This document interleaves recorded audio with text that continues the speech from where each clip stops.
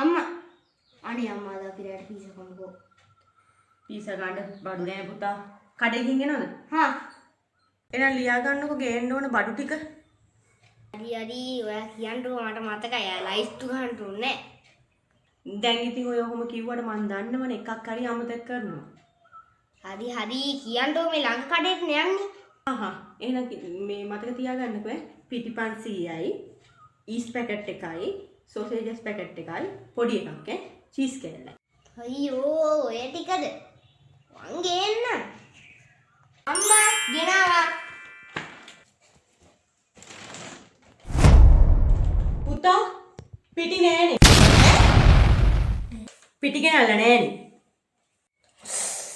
පිටි ගේන්න අමතක වුණානේ. දැන් ඉතින් පීසා ගන්න කොහොමද?